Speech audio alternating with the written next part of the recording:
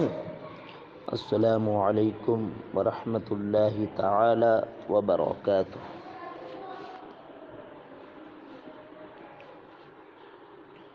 بسم اللہ الرحمن الرحیم۔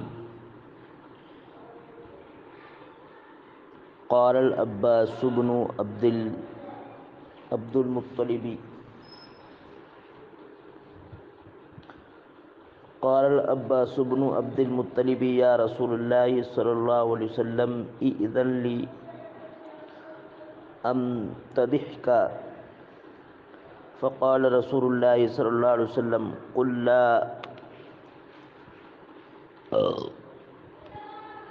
یفضل اللہ فاک، فقال۔ یہ جو بحر ہے اول منصری ہے۔ حضرت ابن عباس رضی اللہ تعالی عنہ نے عرض کیا، اے اللہ کے رسول ائذن لی امتدحک، جواب امر، اے اللہ کے رسول آپ کی مجھے اجازت ہو تو میں آپ کی تعریف کروں۔ ائذن لی یا رسول اللہ، آپ مجھے اجازت دیں، امتدحک، تو میں نعت گوئی کروں۔ یا رسول اللہ، آپ کی مدح ثنائی کروں۔ فقال رسول اللہ صلی اللہ علیہ وسلم، تو اللہ کے رسول صلی اللہ علیہ وسلم نے یہ سن کر دعا دی، فرمایا قل کہو، لا یفض اللہ فاک۔ فض یفض مانا تھا توڑنا، تو مانا یہ کہ اللہ آپ کے منہ کو نہ توڑے، مطلب کیا ہے کہ اللہ آپ کی زبان کی حفاظت فرمائے۔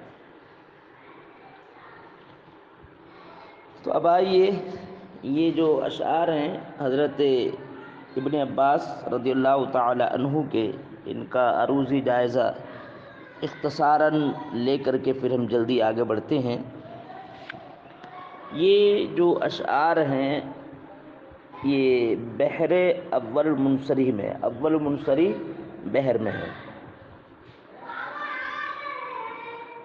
تو بحر منصری کے 6 رکن ہیں، یعنی مستفعل، مفعولات، مستفعل، مستفعل، مفعولات، مفتعل۔ اس کی جو ضرب ہے وہ بدلی ہوئی ہے۔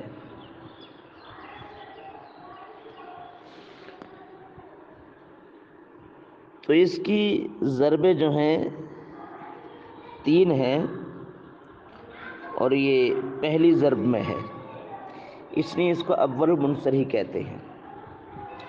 تو یاد رکھیں، اول منصری کے 6 رکن ہیں، مستفعل، مفعولات، مستفعل، 3 ہو گئے مصرع اول کے، مستفعل، مفعولات، مفتعل۔ عروض اس کا الگ ہے اور ضرب الگ ہے۔ عروض جو اس کا مستفعل ہے اور ضرب جو مفتعل ہے۔ تو اس کے حشو میں زحاف ہوگا۔ حشو بولتے ہیں یعنی عروض اور ضرب کو چھوڑ کر کے جو باقی جو تفعیل ہیں وہ حشو کہلائے جاتے ہیں۔ تو اس کے جو حشو ہے، یہ 2 رکن ہیں، مستفعل، مفعولات، یہ 2 ہیں۔ تو ان دونوں میں خبن ہوگا اور طوی ہوگا اور خبل ہوگا۔ خبن کا مطلب ہے دوسرے ساکن کو حذف کرنا، اور طوی کا مطلب ہے چوتھے ساکن کو حذف کرنا۔ اب دیکھیں، مستفعل میں خبن ہوگا تو یہ مفاعل کے وزن پر ہو جائے گا۔ کس کے وزن پر ہو جائے گا؟ مفاعل کے وزن پر ہو جائے گا۔ اور مستفعل طی کی صورت میں یہ مستفعل ہو جائے گا، اور مفعولات میں خبن ہوگا تو یہ مفاعیل ہو جائے گا، اور طی اس میں ہوگا تو یہ فاعلات ہو جائے گا۔ اور خبل بھی ہوگا، خبل مستفعل جو ہے یہ فعیلۃ ہو جائے گا، اور مفعولات جو ہے قبل کی صورت میں فعلات ہو جائے گا۔ تو یہ آپ اس بحر کا جو زحاف ہے اگر آپ سمجھ گئے تو آپ اب تختی جو اس کی دیکھیں، من قبلها طبتا فی الظلال وفی مستودع حیث یخسف البرق۔ تو من قبلها مستفعیل، یہ تفعیلہ غیر متغیرہ ہے، یہ تفعیلہ غیر متغیرہ مستفعیل کے ذن پر ہو گیا قبلیہ تک۔ طبتا فی الظی، یہ متغیرہ ہے، مفعولات یہ جو متغیرہ ہے یعنی اس میں طی ہے تو یہ فاعلات کے ذن پر ہے، تو طبتا فی الظی یہ ہو گیا فاعلات۔ اچھا لالی وفی، پھر کیا مستفعیل، مستفعیل۔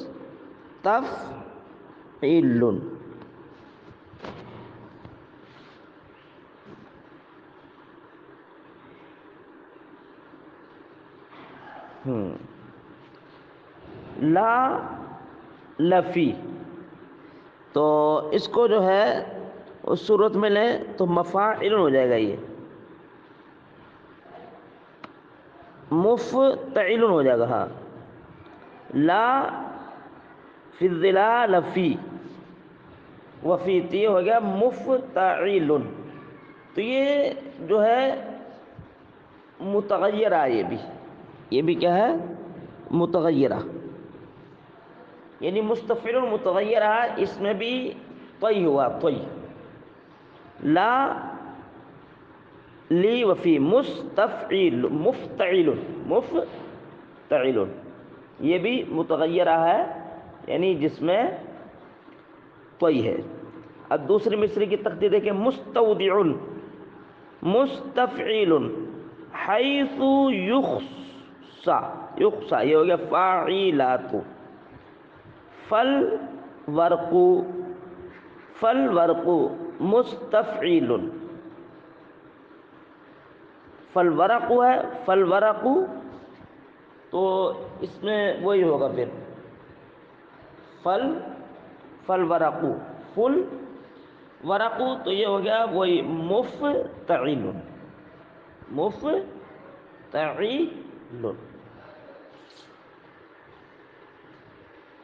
اس کی تختی آپ نے سن لی، تو اب اس کا ترجمہ حل لغات دیکھیں۔ من قبلها طبتا فی الظلال وفی مستودع حیث یخسف الورق۔ قبلها ضمیر دنیا کی طرف لوٹ رہی ہے، دنیا میں آنے سے پہلے۔ طابا یطیب، یہ ضربا یضرب سے جس کا معنی آتا خوشحال ہونا۔ ظلال ظل کی جمع،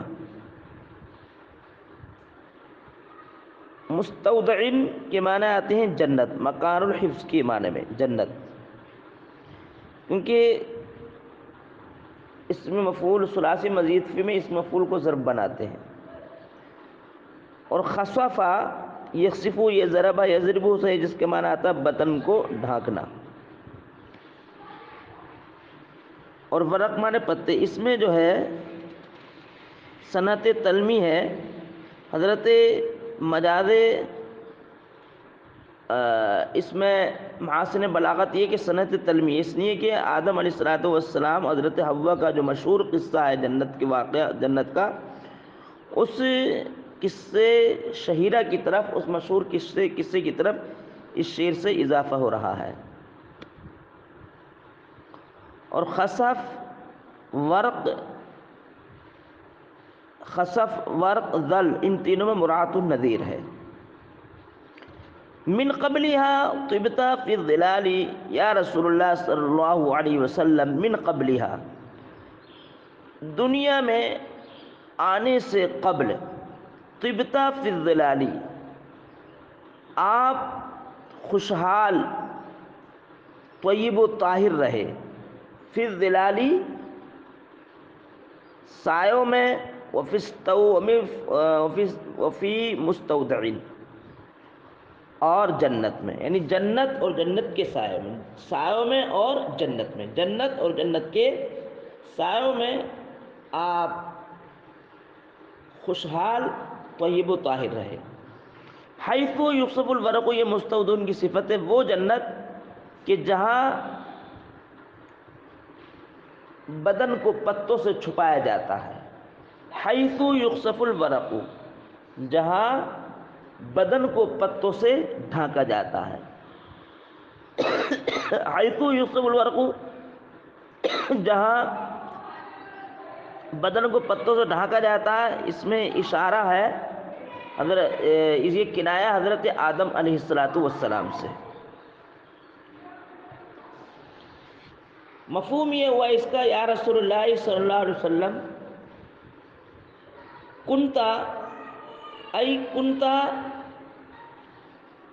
طائبا طیبا طاہرا مسرورا للغایت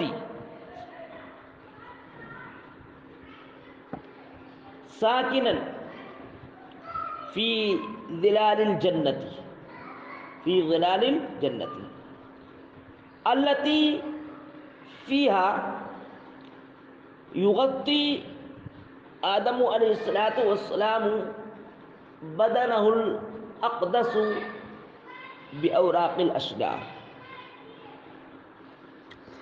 ثم هبطت البلاد لا بشر انت ولا مضغۃ ولا علق۔ ہبتا یہبط اترنا، اور اترنے کے بعد قیام بھی کرنا، یہ ہبتا کا معنی ہوتا ہے۔ بلاد معنی شہر، تو شہر جو ہے یہ مظروف ہے، اور اس سے جو ہے ظرف مراد لیا روئے زمین، یا یہ کہ زمین کے اعتبار سے شہر جو ہوتے ہیں جز ہوتے ہیں، تو اس سے جز بول کل مراد دیا پوری زمین۔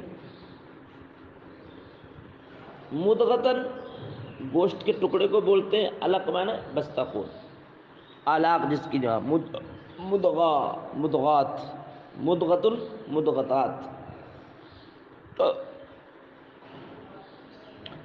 ثم هبطت البلاد لا بشر انت ولا مدغۃ ولا علق۔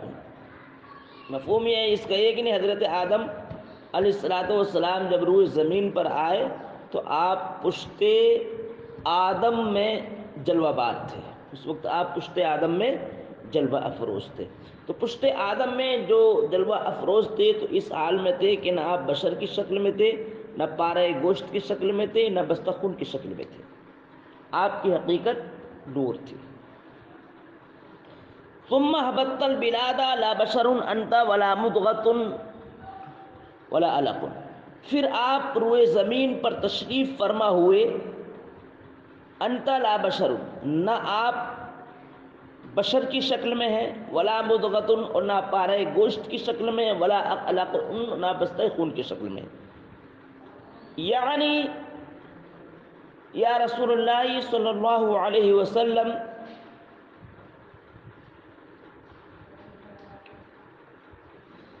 یا رسول اللہ صلی اللہ علیہ وسلم،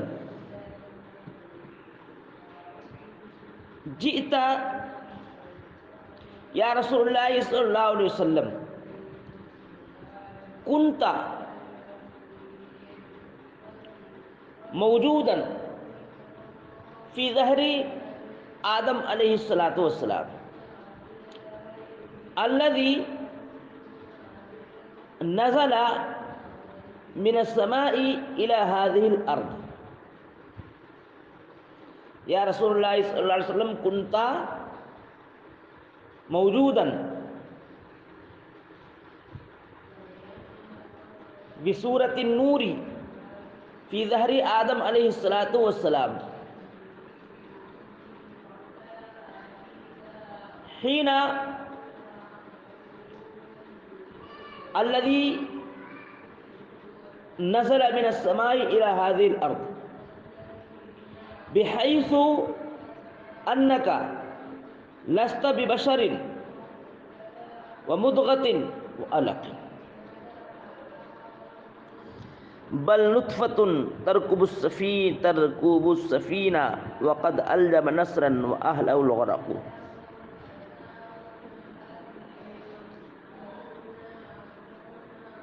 اس میں مدغت اور علق ان دونوں میں مراد النذیر ہے، اور بشر میں مدغت علق میں مراد النذیر. نطفۃ ترکب السفینہ، اس میں بھی صنعت تلمی ہے، یعنی حضرت نوح علیہ السلام کے قصے کی طرف اس سے اشارہ ہے.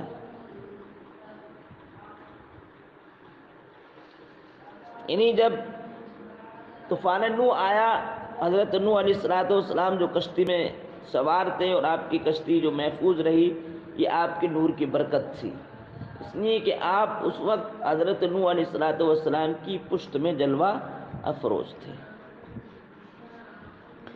بل نطفۃ ترکب السفینہ وقد الجم نصرا واہلک الغرق، یہ کشتی کا نام ہے. نصر جو ہے یہ بت کا نام ہے، اور اہلہ ضمیر نصر کی طرف لوٹے گی، یعنی بت کے پجاری. الجمع یلجم لگام لگانا، اس سے مراد ہے کنایا ہے ڈبونا. بل نطفۃ ترکب السفینہ وقد الجم نصرا واہلہ الغرق، بلکہ سفینہ نوح میں آپ سوار آب صافی تھے. بل نطفۃ ترکب السفینہ، بلکہ آپ نطفے کی شکل میں سفینہ نوح میں سوار تھے، بلکہ آپ نطفے کی شکل میں سفینہ نوح میں سوار تھے. در حالانکہ الجمع کا فاعل غرق، در حالانکہ غرق کشتی نے بت اور اس بت کے پجاریوں کو ہلاک کر دیا. در حالانکہ غرقاب کشتی نے بت اور اس بت کے پجاریوں کو ہلاک کر دیا ہے، یعنی پانی میں غرق کر دیا ہے. در حالانکہ غرقابی کشتی نے بت اور بت کے پجاریوں کو غرق آب کر دیا ہے، ڈبو دیا ہے. اے یا رسول اللہ صلی اللہ علیہ وسلم، کنت حاضرا فی سفینۃ نوح علیہ السلام، فی سفینۃ نوح، بل کنت موجودا بشکل نطفۃ، ای بشکل ماء طاہر فی سفینۃ نوح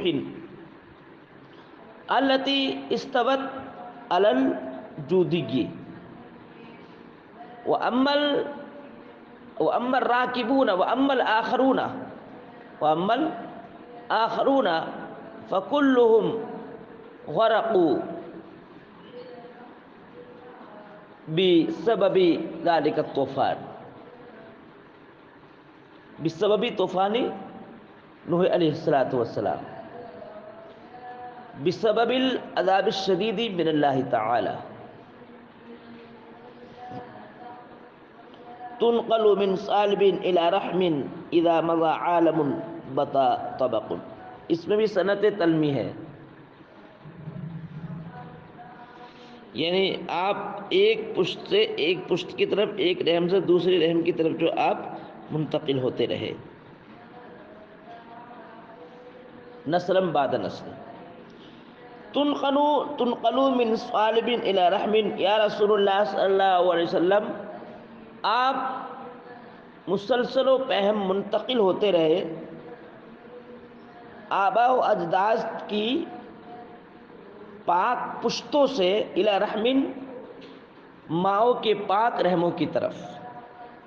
تنتقل، آپ منتقل ہوتے ہیں، یا رسول اللہ منتقل ہوتے ہیں، من صالب، آبا و اجداد کی پاک پشتوں سے، الی رحم، ماؤں کے پاک رحموں کی طرف منتقل ہوتے ہیں، نسلا بعد نسل، اذا مضى عالم بدا طبق سے مراد نسلم بعد نسل، جب ایک عالم شروع ہوتا ہے تو دوسرا عالم، ایک عالم ختم ہوتا ہے تو دوسرا عالم شروع ہو جاتا ہے. اذا مضى عالم بدا طبق، جب ایک عالم ختم ہوتا ہے تو دوسرا عالم شروع ہو جاتا ہے. جب ایک زمانہ ختم ہوتا ہے تو دوسرا زمانہ شروع ہو جاتا ہے، یعنی نسلم بعد نسل.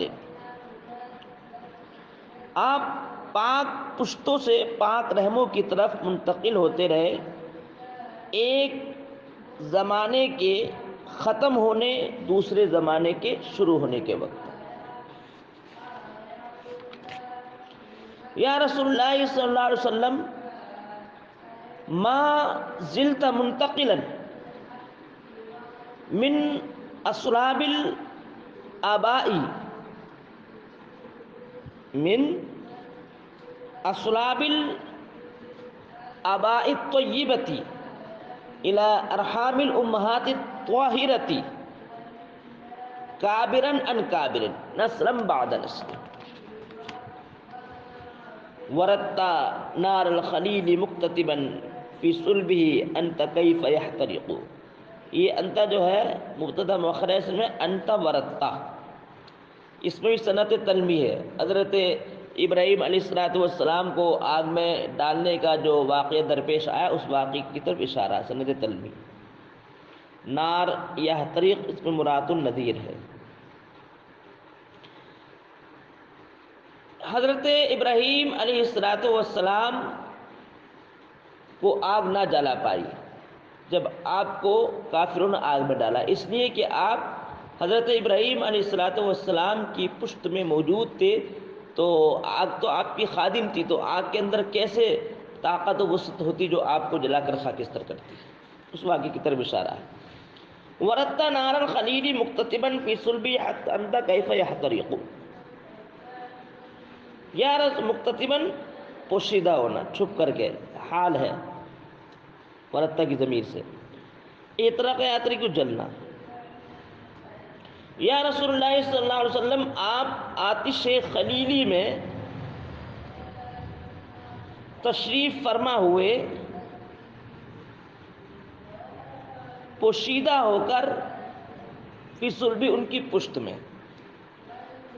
آپ یا رسول اللہ آپ آتش خلیلی میں موجود تھے. یا رسول وردت نار، یا رسول اللہ آپ نار خلیلی میں وارد ہوئے مقتتباً پوشیدہ طور پر فی صلبی حضرت ابراہیم علیہ السلام کی پشت میں. کیف یحترق، تو وہ آگ کیسے حضرت ابراہیم کو جلاتی. کیف یحترق، کیسے وہ آگ حضرت ابراہیم کو جلاتی. وردت آپ وارد ہوئے نار الخلیلی آتش خلیلی میں مقتتباً پوشیدہ طور پر خفیہ طور پر فی صلبی حضرت ابراہیم علیہ السلام کی پشت میں. کیف یحترق انت وردت، انت کا تعلق وردت سے، تو وہ آگ کیسے آپ کو جلاتی. اے یا رسول اللہ صلی اللہ علیہ وسلم کنت واردا مستترا مختفیا فی صلب ابراہیم علیہ السلام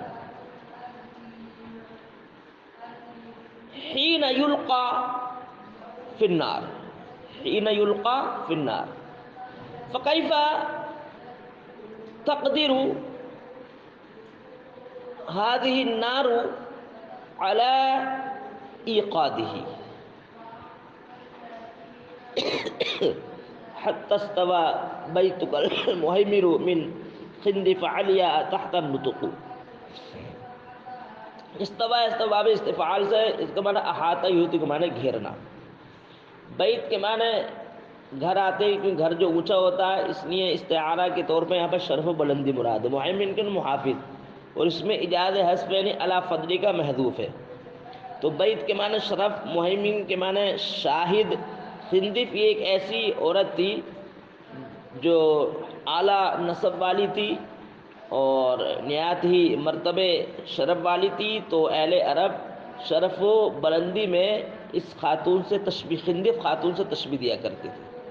تو نبی کریم صلی اللہ علیہ وسلم کہ اعلیٰ نسب کو بیان کرنا مقصود ہے، شرف و بلندی کو بیان کرنا مقصود ہے، یعنی آپ کا ایسا شرف تھا جو اہل عرب خندف کی شرف و بلندی سے جو تشبیہ دیا کرتے تھے، آپ شرف و بلندی میں خندف کے شرف و بلندی سے بھی اعلیٰ ہیں، آپ خندف کے نسب سے بھی اعلیٰ نسب والے ہیں، اس کی طرف اشارہ ہے۔ حتی استوى بیتک المحیمن من خندف علیہ تحت النطق، یعنی حتی استوى، آپ کی شرف و بلندی نے احاطہ کیا، آپ کی شرف و بلندی نے احاطہ کیا، کون سی شرف و بلندی نے؟ المحیمن یعنی الشاہد علی فضلک، آپ کی شرف و بلندی نے، آپ کے سربلندی نے احاطہ کیا، جو سربلندی آپ کے فضل و کمال پر گواہ ہے، آپ کے فضل و کمال پر گواہ سربلندی نے احاطہ کیا، کس کا؟ من خندف علیہ، علیہ مانے پہاڑ کی چوٹی، جس سے مانا مراد بلندی، اور یہ علیہ خندف کی صفت نہیں، اصل ہوتا ہے من علیہ خندفہ، خندف عورت کی بلندیوں کا احاطہ کیا، کون سی بلندی؟ تحت النطق، جس بلندی کے نیچے بڑے بڑے پہاڑ ہیں، نطق نطاق کی جمع، اس کے معنی پہاڑ۔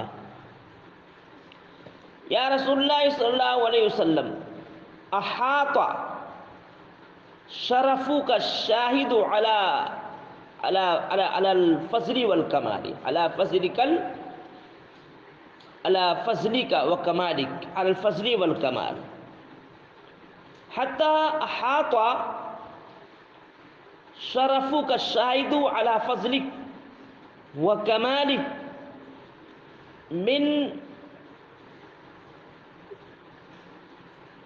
من علیہ، من معالی خندفہ، من معالی خندفہ تحتها جبال علیہ، وانت لما ولدت اشرقت الارض وضاء بنورک الافق، اس میں بھی جو ہے صنعت تلمی ہے، اس حدیث کی طرف اشارہ ہے کہ جب نبی کریم صلی اللہ علیہ وسلم جب تشریف لائے تو حضرت آمنہ کا بیان ہے کہ میں نے بصرہ کے محلات دیکھ لی، اس حدیث کی طرف اشارہ ہے اس میں۔ وانت لما ولدت اشرقت الارض، یا رسول اللہ جب آپ کی ولادت طیبہ ہوئی، وانت لما ولدت، جب آپ کی ولادت طیبہ ہوئی، اشرقت الارض، تو زمین روشن و تابناک ہو گئی، وضاءت بنورک الافق، افق یہ آفاق کی جمع ہے، افق واحد، اور یہ ضاءت کا فاعل جو افق ہے، جس کی جمع آتی آفاق، وضاءت بنورک الافق، اور آپ کے نور سے آفاق سماوی بھی روشن ہو گئے، اور آپ کے نور سے آفاق سماوی روشن ہو گئے۔ یا رسول اللہ صلی اللہ علیہ وسلم عندما بعثت، عندما جئت في هذا العالم تشرفت هذه الارض بنورك، تشرفت هذه الارض والسماء بنورك، اي عندما ولدت یا رسول اللہ صلی اللہ علیہ وسلم فتنورت هذه الارض والسماء كلها، فنحن في ذلك الضياء وفي النور والسبل الرشد نخترق، اخترق يخترق مناتے چلنا، تو ہم اس میں نحنو نخترق، یہ خبر ہے نحنو کی، فنحنو نخترق، تو ہم چل رہے ہیں اسی روشنی میں، وفی النوری، اور اسی نور میں، وسبل الرشدی، اور رشد و ہدایت کے راستوں میں۔ اس میں بھی صنعت تلمی ہے اشارہ اس آیت کریمہ کی طرف، یعنی قد جاءکم من اللہ نور و کتاب مبین، اس کی طرف اشارہ، سند تلمین۔ اور نور، سبل، رشاد، ضیاء، ان سب میں جو ہے مراد النذیر ہے۔